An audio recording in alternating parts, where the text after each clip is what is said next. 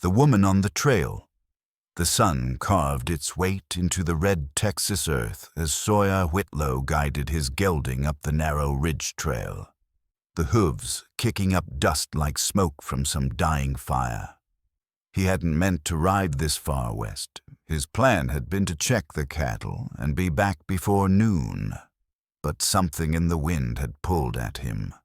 Not a voice, not a sign, just that silent instinct he'd learned to trust after too many years alone. Maybe it was the way the air felt quieter than usual, or the ache that settled in his chest when the trail curved wide and lonely.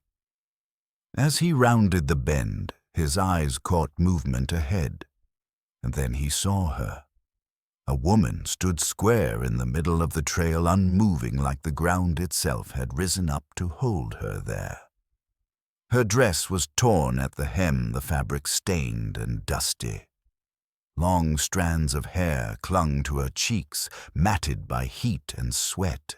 But what drew his gaze more than any of that was the baby she held, pressed against her chest so close it looked like part of her.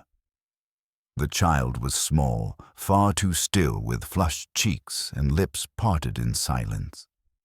The kind of silence that made a man's heart pause. Sawyer instinctively slowed his horse, but rode a few paces past her, jaw tight. He should have kept going. He'd learned not to stop, not to get involved. He had fences to mend a saddle, to fix supplies, to gather. This wasn't his concern. But something in the way she stood, bent but not broken, weary beyond measure, yet still holding on, made his reins pull back. She didn't ask for help. She didn't move. And that stillness did more than words ever could. He turned his horse around. Water name and no direction. "You all right, ma'am?" he asked, voice low and measured, as he reined in his gelding. The woman blinked up at him, eyes glassy from heat and exhaustion. Her lips were cracked, the skin beneath the sunburn ghost pale. "No," she said softly. "I am not." Sawyer dismounted swiftly, tying his horse to a nearby mesquite branch. The woman's arms trembled as she clutched the baby tighter, but she didn't shrink from him. He crouched to meet her eyes, concern settling into his features. "You hurt anywhere?" She shook her head slowly. "Just tired. Been walking since last night." Her voice cracked on the last word. She looked down at the bundle in her arms. "My baby, her name is Hope. She's hot. I think she needs water." Sawyer didn't hesitate. He reached into his saddlebag, pulling out a dented metal canteen. The woman took it with both hands, shaking slightly as she tilted it to the baby's lips. The child stirred, made a weak sound, and suckled slow, like she barely remembered how. The woman exhaled, shoulders sagging. "I'm Sawyer Whitlo," he said gently. "Where you headed?" She didn't answer at first, just stared down at the baby, her thumb tracing a soot smudge on the child's cheek. "I don't know," she said. "I was just trying to get away from where I was. I kept walking." Sawyer glanced at her feet, shoes worn thin, the leather cracked and split. The hem of her skirt was stiff with dirt, but she held the baby like she was the last thing that mattered. "You got a name?" he asked. "Geneva," she said, almost a whisper. "Geneva Finch." Sawyer nodded, once decisive. "All right then, Geneva. You're not walking another step." The ride to shelter. Sawyer stood and extended his hand toward her. She stared at it for a moment, as if unsure whether it was real. Then slowly she reached up and gripped it. Her hand was small but calloused, used to work, not weakness. He helped her to her feet with practiced steadiness, then offered his shoulder for support. She leaned on him slightly, not out of habit, but out of sheer necessity. Without a word, he led her to his gelding. With slow care, He helped her mount, first ensuring she had a steady hold on the baby. Then he climbed up behind her, settling into the saddle and wrapping one arm around her waist to keep them balanced. Geneva didn't stiffen, didn't flinch. She simply leaned back into him more out of fatigue than trust. But something in that closeness settled Sawyer's heartbeat. It had been a long time since he'd held anyone. They rode in silence, the sun sinking lower behind the hills, casting long shadows across the brush. The baby stirred and Geneva's arms adjusted around her without thought, like a rhythm her body knew too well. After a long while, she asked, "Where are you taking me?" "My place," he said, voice calm. "It's a ways out, but it's quiet. Safe." She nodded once, but her voice was tight. "You don't have to do this." "Maybe not," Sawyer replied. "But I want to." It wasn't gallantry. It wasn't charity. It was something else, something quiet and old and steady. A feeling like he'd been headed toward her all along without knowing why. One night of kindness. By the time they reached Sawyer's place, dusk had softened the ridgeline in a purple hue and the dry grass shimmered with the last stretch of sunlight. His land spanned 20 rugged acres, the kind that didn't yield easy but still held a stubborn beauty. A wooden house sat square against the edge of a tree line, its tin roof catching the low light. Sawyer dismounted first, then helped Geneva down. She moved stiffly, legs nearly giving out beneath her. He caught her elbow without comment and guided her to the porch steps. Inside the house smelled faintly of cedar and smoke. Geneva lowered herself onto the edge of the bed with care, holding Hope close her face, unreadable in the dimming light. Sawyer knelt by the hearth, coaxing the fire to life while she unwrapped the baby's shawl. He stepped back, giving her space. The child stirred again, eyelids fluttering as her small hand flexed against her mother's chest. "You live here alone?" Geneva asked, her voice hoarse. "I do," Sawyer answered. "Had a brother once. He didn't make it back from the war. Parents passed before that. It's been just me a while now." Geneva nodded slowly, her gaze tracing the quiet simplicity of the room, the single chair by the fire, the shelf of canned goods, the neatly folded blanket at the foot of the bed. She didn't ask anything more, and he didn't offer. Some silences didn't need to be filled. "I'll fix something to eat," he said, rising. She looked up, her expression unreadable, but then her gaze dropped to Hope and back again. "Thank you, Sawyer." He met her eyes, and in that brief exchange, something unspoken passed between them. Not gratitude, not obligation. Recognition, maybe. Two souls who'd carried more than they should have. "You're welcome to stay," he said, "as long as you need Geneva." She looked away fast, blinking hard, but he caught the way her throat moved when she swallowed. She wasn't used to kindness, not the kind that came without asking something in return. That night, Geneva curled into the bed with Hope nestled against her, the quilt drawn up to their shoulders.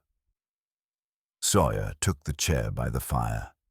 He sat there longer than he meant to, elbows on knees, eyes trained on the faint rise and fall of the baby's chest and the curve of Geneva's back under the blanket. She was a stranger, but something in her quiet cracked something open in him, something he hadn't realized had sealed shut. He didn't know what tomorrow would bring. But he knew one thing with the certainty that only comes from silence. He wasn't letting her walk out of his life as easily as she'd walked in. Morning light and the first offer. The fire had burned low coals glowing faintly by the time Sawyer stirred from the chair. His body ached, neck stiff, but the room was still. Geneva hadn't moved. Hope remained tucked under her arm, tiny lips parted in a soft rhythmic breath. Pale morning light edged through the curtain, painting the floor in golden slats. He stood slowly, limbs protesting, and stepped out onto the porch. The air was sharp with dew. Somewhere in the mesquite, a pair of crows squabbled. He fetched water from the barrel, then returned to stoke the stove. The sound of iron clinking and the creak of the door must have woken her, because when he turned, she was sitting upright, hair tangled from sleep eyes on him, but calm, not startled. "I didn't mean to sleep that long," she said softly, adjusting Hope in her arms. "You needed it," he replied, placing a tin pot over the flame. Geneva leaned against the wall, cradling the baby. Hope blinked up at the ceiling, her tiny fists curling and uncurling as if still unsure of the world. Geneva's gaze followed her child's movement, but her voice carried something heavier. "I should find work." "You just got here," Sawyer said without looking up. "I'm not the type to live off someone else's kindness. I can sew, keep house. I've done it before." He turned, met her eyes. "There's a loom in the loft. Was my mother's. She used to take in weaving when times got lean. You're welcome to it." Geneva's eyes lingered on his face longer than necessary. Then she nodded once. "Thank you." They ate quietly. Cornbread and beans. Nothing fancy. Sawyer laid out a crock of mashed sweet potato from the root cellar, and Geneva fed Hope small spoonfuls. The baby accepted it slow but sure. Afterward, Sawyer stepped outside to tend the northern fence line.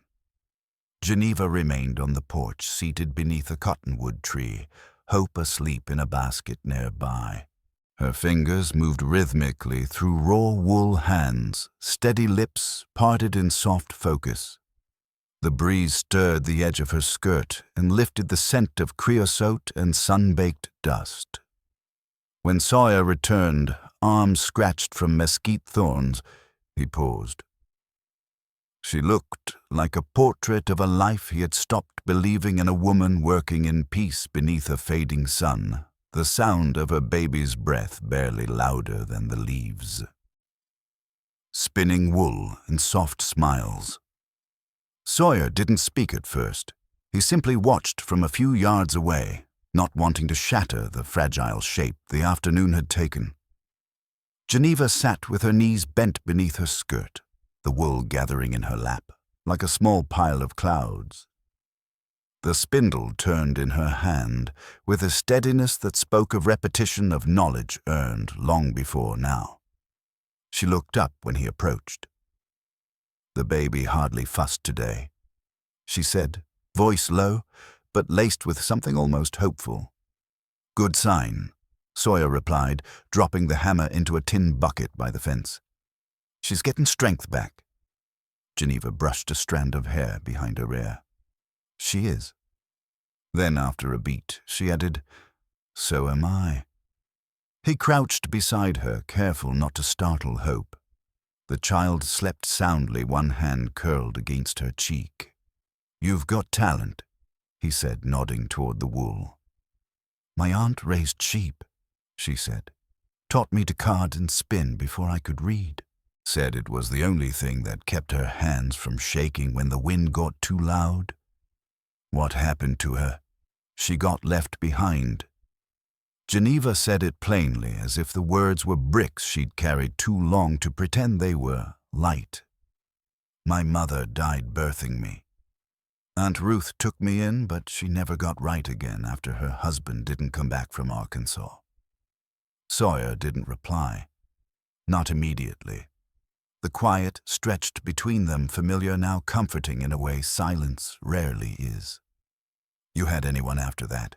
he asked, his tone respectful. Geneva looked toward the horizon. "Married a man who needed a cook more than a wife. He died last month. Saloon in San Saba. Left me nothing but a debt I never owed. Sawyer's jaw tensed. His hands curled slightly around the rim of the bucket, but he said nothing sharp. After a long moment, he stood. You plan on staying? I don't know yet, she said. Then softer, but I don't want to go. He nodded once, then extended his hand. Come help me bring in the goats. They've got a habit of climbing fence lines when it's dry. She hesitated, but only for a breath before placing her hand in his again. Stories by the cottonwood tree. The sun hung low as they walked the slope behind the barn shadows, stretching long behind them. Geneva moved with a quiet competence, her skirts brushing the dry grass, the soft thud of her boots in rhythm with Sawyer's steady pace. Hope had been left swaddled, and sleeping inside the door, cracked just enough to carry sound. Sawyer handed her a long stick and pointed toward the edge of the pasture, where the goats were already climbing along the fence line like restless children. She guided them gently, using the stick more as suggestion than command, her movements calm and deliberate. Sawyer found himself watching her, how she carried herself without urgency, but without hesitation either. The kind of ease that came from surviving harder things. As the animals settled and the last of the sun lit the clouds in molten streaks, Geneva leaned on the fence, wiping her brow with the crook of her arm. It's strange, she said, not looking at him. To feel safe. He didn't answer right away. He looked at her profile, at the soft tension still folded in her brow and the way the light edged her features. You are, he said simply. She turned to him, then eyes searching his face. Safe, he nodded. Safe. Her gaze held his a moment longer before drifting toward the pasture. Why did you stop that day on the trail? Sawyer inhaled slowly, the scent of dust and cedar filling his lungs. Didn't know till I saw you, but once I did, I couldn't keep riding. Geneva didn't speak, but her face changed. Not a smile, not entirely, but something in her softened like a wall she'd been holding up inside finally leaned back a few inches. The moment stretched quiet between them. Neither moved. Not yet, but the space between them was different now. Something had shifted and they both knew it. Shared silence on the wagon. They walked back toward the house, slowly, not speaking, wrapped in the hush of twilight. At one point, Geneva's hand brushed his, just lightly, a passing touch. But neither pulled away. Her fingers lingered near his, close enough for warmth to pass between them without words. By early May, the rains came slow and scattered. Enough to perfume the air with the smell of wet cedar, but not enough to fill the creeks. Geneva had taken to rising with the roosters, easing hope into a wrap against her chest while she swept the porch or boiled water over the stove. Her hands stayed busy, but her eyes wandered to the ridge to the fence line to where Sawyer moved across the yard with the silent confidence of someone who'd always known how to carry weight alone. One morning, he found her by the woodpile, splitting kindling with a dull hatchet. Sweat streaked her temple. Her grip was firm, but the blade bounced off the knotty log more often than not. You'll hurt yourself, he said, stepping forward. He took the hatchet from her without force, but with quiet finality. Geneva stepped back and brushed her palms on her skirt. I've done worse chores. Still, he said, testing the blade with his thumb, this one's mine. She looked down, then back up. You always that sure about what's yours? He met her gaze, one brow lifting slightly. Only when it matters. Her mouth curved. Not quite a smile, but close. Enough to change the air between them again. The touch that said enough. That afternoon, Sawyer hitched the wagon and told her they were going into town. Geneva hadn't asked, but he'd seen the way she rationed flour, the way she stretched what little soap remained. Hope rode tucked in a sling across Geneva's chest as the wagon bumped down the dirt road. Neither said much, but the silence between them no longer felt like distance. It felt like understanding. Mason was a small town with a dry goods store, a smithy, and a weathered church that hadn't had a full-time preacher since the war. Geneva kept close to the wagon, eyes sharp and wary. Two men on the boardwalk stared longer than necessary before turning away under Sawyer's look. Inside the store, Geneva trailed her fingers across bolts of calico without choosing one. Sawyer moved beside her, picking up coffee salt sugar. "You see anything you want?" he asked. She paused at a spool of blue thread. "I don't need much." That wasn't the question. She looked at him, then really looked. Maybe just a needle that won't snap halfway through a hem. He added it without another word. Outside, as they loaded the wagon, a well-dressed woman approached. Her dress was crisp, her hat perfect, and her smile practiced. "I heard you were back in town, Mr. Whitlo," she said, cool eyes drifting to Geneva. "We missed you at the spring social." "I don't go in for socials, Miss Carroll," he replied. "And who's this Geneva Finch?" Geneva said before he could answer, her arms tightening around Hope. "Staying out at the Whitlo place." Miss Carroll smiled, but it didn't reach her eyes. "Well, I suppose everyone needs a bit of charity now and then." She walked away before Geneva could respond. Sawyer's jaw worked once, but he didn't speak. "You don't need to mind her," he muttered. "I don't," Geneva said, "but she's not wrong. I am depending on you." He climbed up beside her, adjusting the canvas over the supplies. "You think that bothers me. I don't know what it makes you feel." Sawyer looked out at the street where children ran through dust and heat. "Makes me wonder how long I can pretend I'm content being alone." She said nothing. But as the wagon rolled out of town and the sun fell behind them, her hand rested near his. And when his fingers brushed hers, slow and deliberate, she didn't move away. Some things didn't need words. The forgotten garden. It was Geneva who discovered the forgotten garden tucked behind the old smokehouse. The earth there had gone rough with weeds, rows of broken stakes leaning like old bones. A mockingbird perched on the fence post and sang as she stood with Hope balanced on her hip, staring down at the crooked plot. The soil still held the ghost of last year's roots. Dry, cracked, and neglected, but not hopeless. She didn't say anything to Sawyer that evening, just stood there a while, swaying slightly with the baby and letting her fingers sift through the dust. The quiet spoke to something inside her, something that hadn't had space to breathe in a long time. It wasn't just dirt. It was possibility.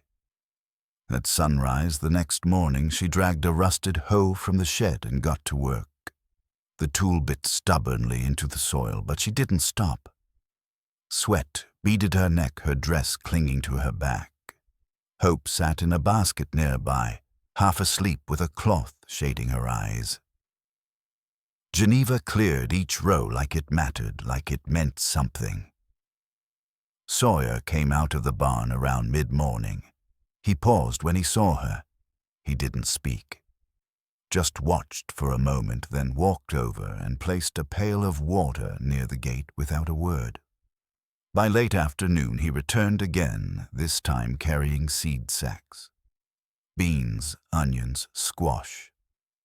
She didn't ask where he'd gotten them. He didn't say. "Did you ever plant?" she asked as she wiped dirt from her hands. Only enough to keep the goats fed, he replied, but I'll show you where the water runs. Ground'll cave in if you dig too near it. She nodded. Tell me where to start. He pointed toward a crooked ash tree at the west edge. Soil turns cooler just beyond there. Geneva pressed her sleeve to her brow and said, Then that's where I'll begin. And for a long while he didn't leave. He just stood there, arms folded, watching as she rocked Hope into a blanket of shade and began again. Planting. Hope. The days passed slow and full. Geneva rose early and worked the garden in stretches, 10 rows by sun-up rest when the baby stirred. The weeds gave way to neat lines, the dirt softened, the rhythm of the work settled into her bones like music remembered after too long away. One afternoon she asked, without looking up, You ever think about leaving this place I did once? Sawyer said. He was leaned against the shed, a coil of rope slung over one shoulder. Rode as far as Abilene. Thought I'd keep going, Kansas maybe see what the rail towns were like, but ended up working fence for a man 2 counties west and stayed 2 years longer than I meant to. Why'd you come back? He hesitated. My mother's wedding ring is buried behind that barn. I couldn't leave it in the dirt. Geneva's hands stilled. She looked over at him, her face unreadable. You ever think about marrying? She asked. I used to, he said quietly. But there wasn't a woman who looked me in the eye and stayed. Geneva stood slowly, dusting the front of her dress. She met his gaze head on. I stay. Something unspoken passed between them. No vows, no promises. Just a truth laid bare in the space between 2 people who had no time left for pretending. The wind shifted, carrying the scent of creosote and the warmth of sun-baked earth. It wasn't just about the land anymore. It was about what they were building on it, row by row, word by word, gesture by gesture. Not wasted time. That night, the house held the quiet of something new. Geneva rocked Hope slowly on the porch, wrapped in a quilt Sawyer had sanded the chair smooth for just a week earlier. She stared into the night sky while the baby slept the stars, blinking into place one by one like they had all the time in the world. Sawyer came out with 2 tin mugs, steam curling from the tops. He handed her one, no ceremony. She took a sip, bitter and warm. It steadied her. You never asked how old I was, she said, not looking at him. I figured you'd tell me if it mattered. I turned 23 last month. Sawyer nodded. I'm 35. Geneva tilted her head, eyes narrowing slightly. You don't carry it like a man who's wasted time. Maybe I'm just tired of waiting for the right reason to stop. Her voice dropped to a whisper. I wasn't sure if I could want anything again. Not after what I came out of. Sawyer didn't interrupt. But I want this. You sure? She nodded firm. I don't say things I don't mean. He didn't reach for her. Not yet. But he leaned close enough for her to feel the warmth of him in the cool air, the steady hum of his presence like a promise not made but felt. Then we build it, slow, he said. Right. Geneva reached across and covered his hand with hers. Her fingers were calloused from work, warm from the mug, and certain in a way that made everything else quiet. The porch creaked beneath them. Hope stirred, sighed, then settled again. Somewhere in the distance, a coyote called. The sound was lonesome, but it didn't enter the house, not tonight. Not while Geneva rested her head against Sawyer's shoulder, and he wrapped his arm around her like it was where he'd always meant to be. The first frost and a future promised. The frost came early that year. It dusted the grass in brittle white and made every breath visible. The air sharpened with a crispness that tugged at coats and nipped at fingers. Geneva wrapped Hope in a quilt before stepping outside. Her boots crunched against the frozen path as she crossed the yard toward the barn, where Sawyer's lantern flickered low behind the slats.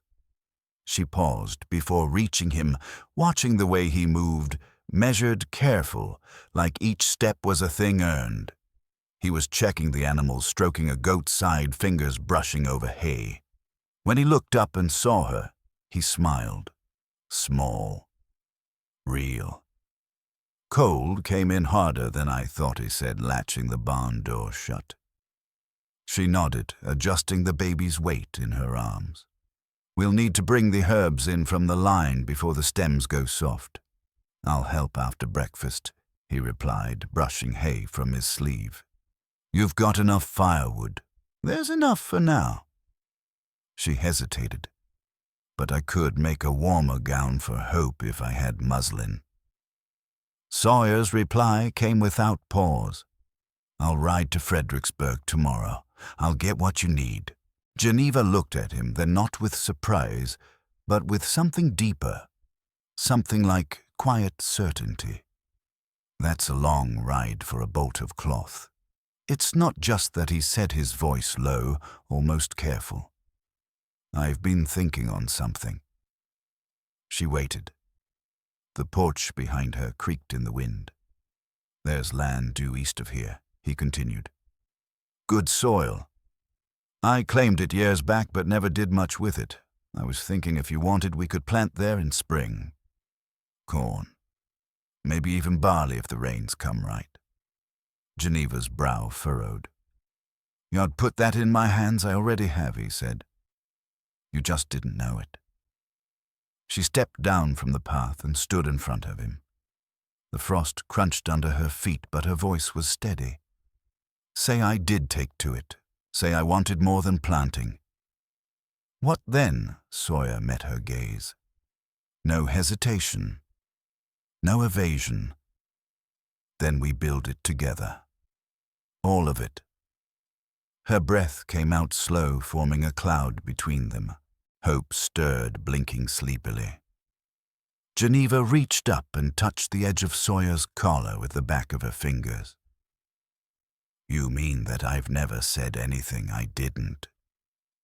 She leaned into him then, not with caution but with conviction. With a choice. Stepping in. They married in November with the cedar trees bare and the birds flying low over the ridge. The preacher from Castle drove out in a borrowed buggy, and the ceremony took place in the clearing behind the house, where the afternoon light slanted gold through the trees. Geneva wore a dress of deep blue stitched by her own hands in the evenings after Hope had fallen asleep. Sawyer wore his best shirt ironed flat beneath a stack of old books. There were no guests, just a neighbor girl who held the baby during the vows and the goats that refused to stay penned even for the occasion. Sawyer's voice didn't shake when he spoke. Not once. Afterward, they shared cider and bread on the porch. Geneva leaned into his side, her hand resting on his knee as the sun fell behind the hill. Never thought I'd have a day like this, she said softly. You will again, he promised. Everyone from here on. She looked out at the pasture at the place where shadows stretched long. I think she'll remember this, she said, nodding toward Hope. She'll remember, Love, Sawyer replied. That's what matters. And it was. Spring builds and growing fields.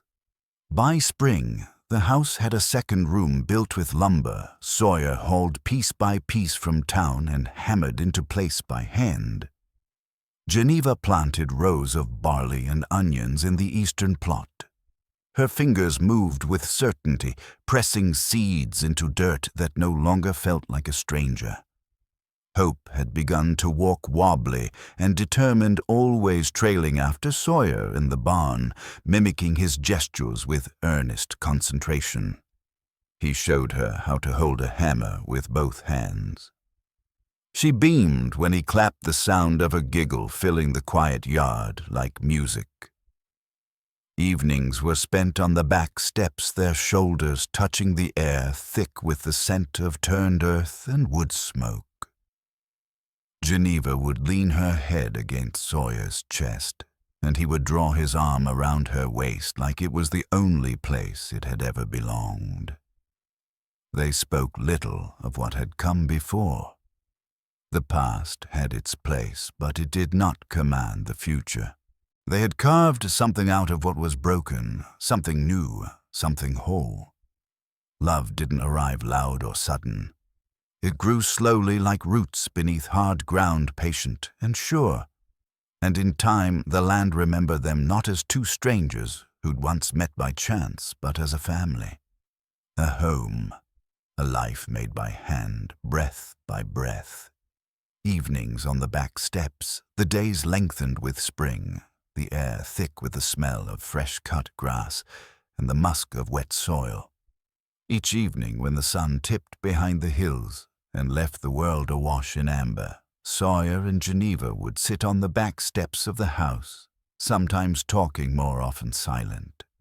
The kind of silence that had stopped meaning distance and started meaning presence. Hope toddled between them in little bursts of courage, one fist usually gripping a spoon or clump of grass like it was treasure. When she finally tired, she'd lean against Geneva's leg or crawl into Sawyer's lap without a word, curling into his chest with the comfort of someone who knew exactly where she belonged. Geneva would rest her head against Sawyer's shoulder, and he'd wrap his arm around her waist like he had every right to. It wasn't possessive. It wasn't even protective. It was just steady. Like him. Like the way he walked with purpose or mended fences with methodical care. They didn't speak much of what had come before. The things they had survived, violence, grief, the kind of loneliness that hollows you out, had shaped them but didn't define them. What mattered now was the quiet in between. The laughter that came when hope squealed after a goat. The smell of soap on Geneva's hands. The clean ache in Sawyer's muscles after a day's honest labor. Sometimes in those dusk hours, Geneva would reach over and squeeze his hand. She didn't always say why. She didn't have to. And when he squeezed back, she'd smile just a little, the corner of her mouth lifting like the beginning of a promise. What they don't speak of the past was still there. It always would be. Geneva carried the memories of hunger of a man's fists, of long nights walking through darkness with nothing but a daughter and the will to keep going. Sawyer had his own shadows of war, a brother lost to bullets, and bad decisions, parents buried too soon beneath cedar branches and stone. But they didn't speak of those things often. Not because they were avoiding them, but because survival didn't always require retelling. Sometimes it just needed space, room to breathe and be held without explanation. One morning, Sawyer found Geneva sitting in the dirt behind the barn, her hands covered in soil tears, drying slow on her cheeks. She didn't hide it, didn't look away when he crouched beside her and laid a hand on her back. "Just hit me all at once," she said, voice raw. "What it cost to get here." He nodded, letting her lean into him. He didn't say it would be okay, didn't say she was strong. He just stayed, fingers warm on her spine, shoulder, steady under her weight. And when she was ready, she stood, brushed off her dress and kept going. That was how they healed, not with speeches or resolutions, but by showing up, by staying, by planting new things over old wounds. The garden as testament. Geneva's garden grew stronger by the week. By June, the beans clung to the trellis like they belonged there, and the onions stood proud in neat rows. She worked them every morning, the sun warming her shoulders. Hope napping nearby beneath a cloth shade Sawyer had fashioned from an old wagon top. One afternoon, Sawyer walked out with a pail of water and stood at the edge of the rows watching her. Geneva was on her knees, weeding with one hand, while using the other to steady a sprouting squash vine. "You ever think of this as yours?" he asked. Geneva didn't look up right away. When she did, her face was soft but serious. "Sometimes I do. Then I remember how many places I've tried to claim only to get pushed out." Sawyer stepped forward, offering the water. "No one's pushing you here." She took the pail, drank deep, then set it down and wiped her mouth. "You sure about that?" He knelt beside her. "This house, this land, that field yonder, they've been waiting for someone to choose them back. I think they found their match." Geneva stared at the rows of green life rising where once there had been nothing but brittle roots and dry soil. "Then I'll tend it like it was always mine." Sawyer smiled.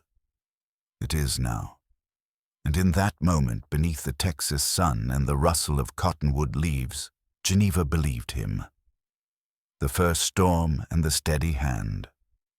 The rains came with warning thunder, low and distant like a wagon wheel rolling over rock, then wind sharp enough to lift the corners of the porch top. Sawyer was already outside, latching the barn door shut and checking the animals when the first heavy drops began to fall. Geneva stood at the window, hope clutched against her shoulder, watching him move through the blur of weather like a man born to it. Lightning cracked across the ridge as he jogged back, his shirt-soaked boots caked in mud. When he reached the porch, Geneva was already holding a towel. She didn't speak, just handed it to him, one hand brushing his as he took it. "You all right in there?" he asked, glancing toward the baby. "We're fine," she said. "She doesn't mind the thunder." He nodded, scrubbing his face and hair. "That roof'll hold, but if it leaks near the chimney holler." Geneva watched him, watched the way he didn't make a fuss of anything, just moved straight through trouble with a kind of calm that settled the room around him. "You're not like anyone I've known," she said softly. Sawyer paused, lowering the towel. "That a good thing? It's something I didn't think I'd find again."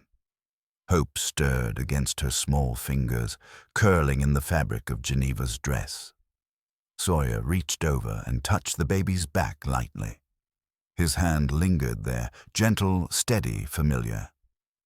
Outside, the rain thickened, drumming against the roof in waves.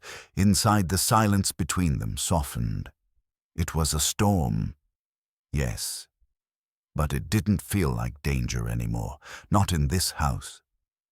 Not with him, naming the quiet days. After the rain broke, the world felt newly born. The dust had settled, the leaves rinsed clean, and the soil turned dark and rich beneath their boots. Geneva spent most mornings on the porch with Hope, the baby tucked against her chest, while she rocked slowly in the chair Sawyer had built. She watched the yard come back to life. Goats pawing at the wet grass, birds returning to the cedar trees, Sawyer splitting logs near the woodpile. Everything moved in rhythm now, not rushed, not stalled, just steady. One evening, as the sun dipped low, he brought her a tin cup of boiled corey and leaned against the rail beside her. She sipped quietly, staring out at the ridge where the light burned amber.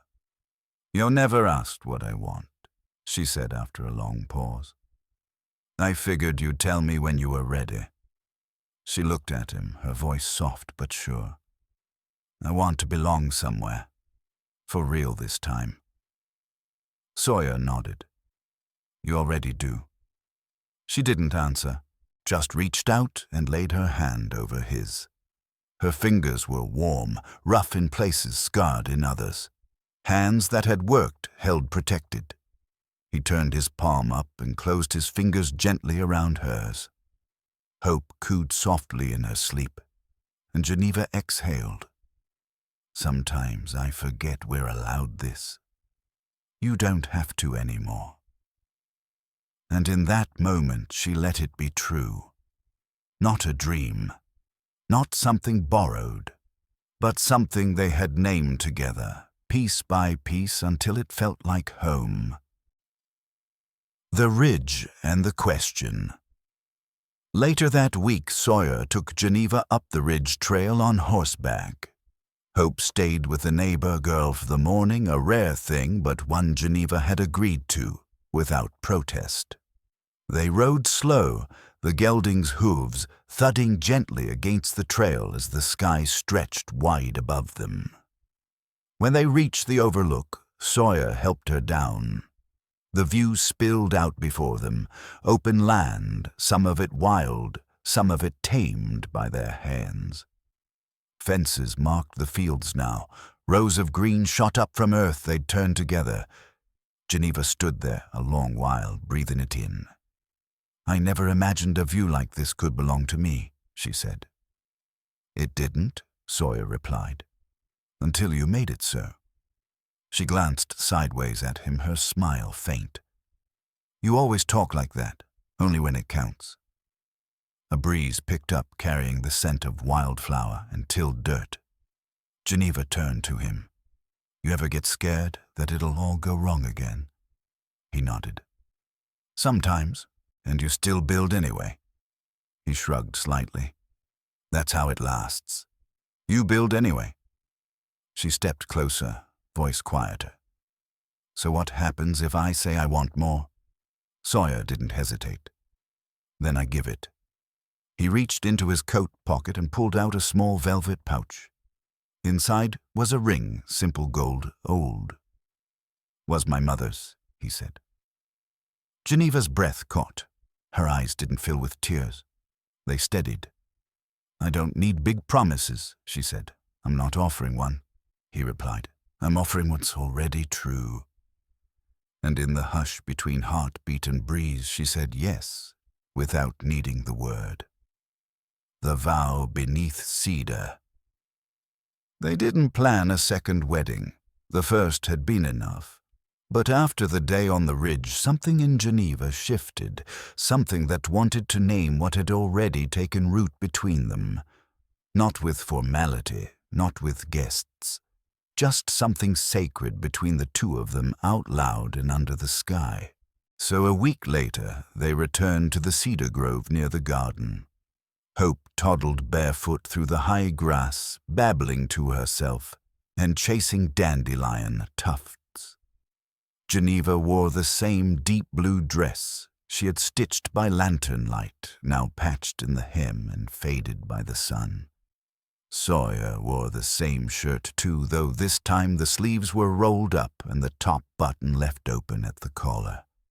There was no preacher, no script, just Sawyer's quiet voice saying things he'd never thought he'd get to say, that he chose her every day, that her steadiness made the world stop spinning too fast, that Hope's laugh had become the sound he waited for.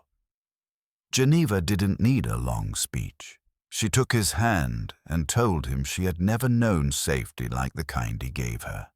That love had once felt like a distant thing, but now it was a garden, a field, a child sleeping warm at night. She thanked him for turning around on that trail, for not walking past. They kissed with their foreheads touching and their eyes open. Hope clapped without knowing why. The wind stirred the cedar branches above like an old hymn, and when they walked back toward the house, it wasn't as husband and wife they already were. It was as something stronger, chosen family. The shape of daily love. The seasons turned slow, and in their turning the rhythm of life took hold. Mornings began with shared coffee and the creak of wood floors. Geneva would stir the pot while Sawyer checked the animals. Hope now ran more than walked her laugh, tumbling across the yard like a song the land had waited to hear. By mid-morning, Geneva worked in the field. She planted more than they needed barley squash, even a few rows of wildflower just for color. Sawyer would find excuses to walk by, offering water, an extra seed sack, or just a glance she could tuck into her chest like warmth. They rarely spoke of love the way poets did, but Geneva knew it in the way he smoothed the splinters from the fence she leaned on, in the way he salted his beans the way she liked, without asking. And Sawyer felt it in the steady comfort of her humming, while she folded clothes in the smell of soap and smoke that followed her into the room. Evenings became their favorite time. They would sit on the back steps with Hope curled between them or asleep in Geneva's lap. Sometimes they shared stories, sometimes not. Silence no longer held distance, it held depth. And in that silence they became what they'd always wanted needed without knowing how to ask for it. Not a love made of fire and fury, but one made of soil of patience, of choosing the same face every day and still finding something new to be grateful for. The Ridge revisited. One morning in early autumn they rode back to the Ridge. Hope was old enough to sit between them now, her tiny fingers gripping the reins while Sawyer held her steady. Geneva wrapped her arms around both of them as the horse climbed the familiar trail. The air was cooler, the sky stretched wide in gold. The trees had begun to turn their leaves rimmed in fire. When they reached the top, Geneva climbed down first, then helped Hope down too. The girl toddled toward a flat stone and sat like it was a throne. Sawyer dismounted and joined Geneva.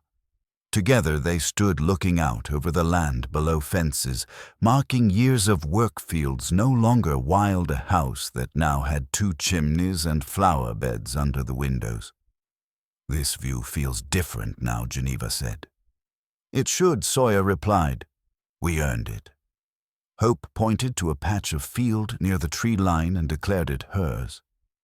"That's my goat's house," she announced, proud and wrong, but certain. Sawyer laughed. "We'll build her one." Geneva leaned into him, her voice low. "You think she'll remember all this? I think it'll live in her bones, even if she forgets the names." They stood that way a long while, letting the wind carry their breath, their history, and their quiet joy. The Ridge hadn't changed, but they had, and now it belonged to them not just as land, but as proof that something once broken could still rise again even stronger. They were remembered, not as strangers. Years passed the way seasons always do, slow in the waiting fast in the memory. The house grew around them, board by board, filled with the echo of small feet and the soft hum of work well done. Geneva planted every spring with the same care she once gave to her baby's breathing. Sawyer mended what time wore thin his hands, more lined but no less certain. Hope grew into her name, resilient, bright, and curious. By the time she was old enough to run the Ridge Trail barefoot, she knew every corner of the land. She followed her father with a wooden hammer in one hand and a wildflower tucked behind her ear. She stood beside her mother at the loom, fingers learning the pull and give of thread. They never left, not because they were afraid of the world beyond, but because they had no reason to search elsewhere. What they needed had already been chosen, already built. Geneva still walked the garden at dusk, sometimes barefoot, sometimes humming a song she never finished. Sawyer still sat on the porch with a cup of coffee gone cold, watching the way the light hit her shoulders. The goats multiplied. The barley rose tall. A second child came, a boy with Sawyer's eyes and Geneva's quiet fire. They named him Abel.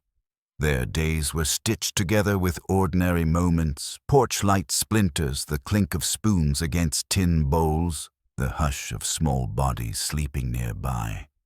But in that simplicity lived something rare, something sacred, something deeper than romance, richer than longing. A life built not on grand gestures, but on the refusal to walk away. Neighbors would sometimes ask about the two of them, how it had begun, what had kept it going. Geneva would smile and say, "He turned around." Sawyer would nod and say, "She stayed." And that was enough. When the townsfolk spoke of them, they didn't speak of broken beginnings or the dust they had walked through. They spoke of a house that never felt empty, of a woman who brought life back to a forgotten field, of a man who gave more than he took, of children raised not in wealth, but in something steadier, love that didn't ask to be earned. And when time took its toll, when the porch steps grew soft with age and Sawyer's hair silvered like the frost he used to fear, he still reached for her hand each morning as if it was new. They had started as strangers on a dusty trail, one man riding past, one woman too tired to hope. But in the end, they were remembered as something else entirely, not as survivors, not as husband and wife, but as a family who chose each other over and over until the land itself knew their names, until even the wind that once scattered everything carried the story of two lives steady and rooted, stitched together under the cedar sky of hill country. And when the land told their story, it did not begin with loss. It began with the moment he turned around and never left.